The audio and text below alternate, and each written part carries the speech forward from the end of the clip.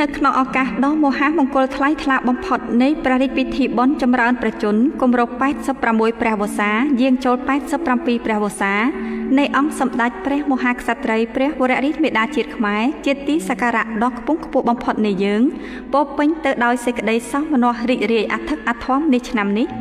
ព្រឹទ្ធសភារដ្ឋសភារាជរដ្ឋាភិបាលនិងប្រជាជាតិកម្ពុជាទាំងមូល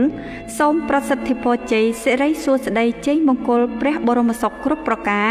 ថ្វាយសម្ដេចព្រះមហាក្សត្រីព្រះវររាជមេដាជាតិខ្មែរជាទីសក្ការៈដ៏ខ្ពង់ខ្ពស់បំផុត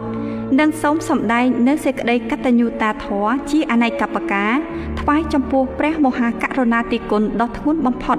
ដែលព្រះអង្គបានលះបង់ទាំងព្រះកាយពលព្រះបញ្ញាញាណនិងព្រះរាជទ្រព្យដ៏ឧត្តមឧត្តមបំផុតដើម្បីប្រោសព្រះរាជទានជាព្រះរាជឧបត្ថម្ភក្នុងវិស័យអប់រំសិក្សាធិការកសិកម្មវប្បធម៌សាសនាសុខាភិបាលការអភិវឌ្ឍគ្រប់ផ្នែកនៅទីជនបទព្រមទាំងមានព្រះរាជហឫទ័យសន្តោសប្រោសប្រណី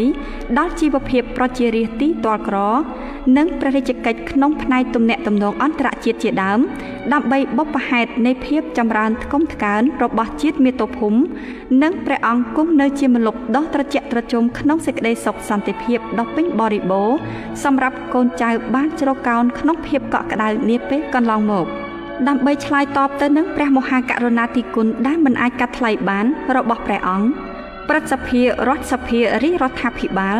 និងប្រជាជាតិកម្ពុជាជាកូនចៅទួតសូមបដិញ្ញារួមសាមគ្គីឯកភាពគ្នាជាធ្លុងមួយ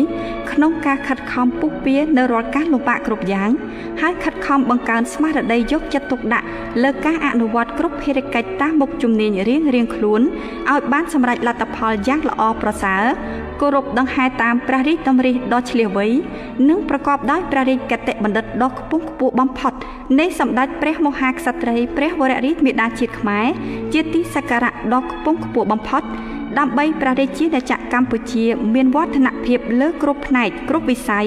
ប្រកបដោយកិត្តិយសកិត្តិយសនុភាពដ៏រុងរឿងថ្កើងថ្កានបានភ្ជាប់និស្ស័យទៅនឹងសម័យមហានគរ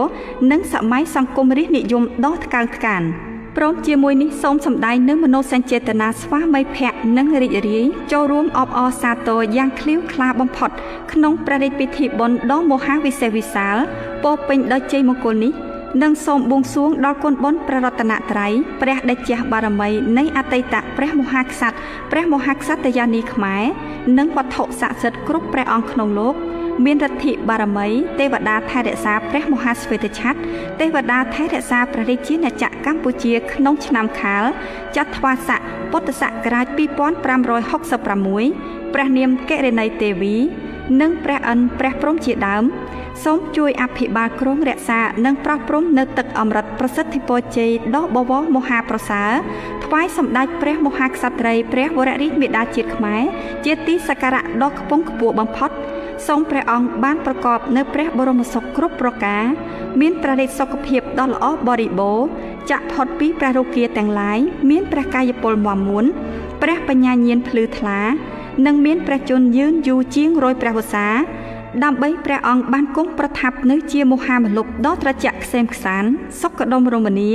សម្រាប់សន្តិភាពវិបុលភាពដល់ជនរួមជាតិជាកូនចៅទូតរបស់ព្រះអង្គជារៀងរហូតតទៅ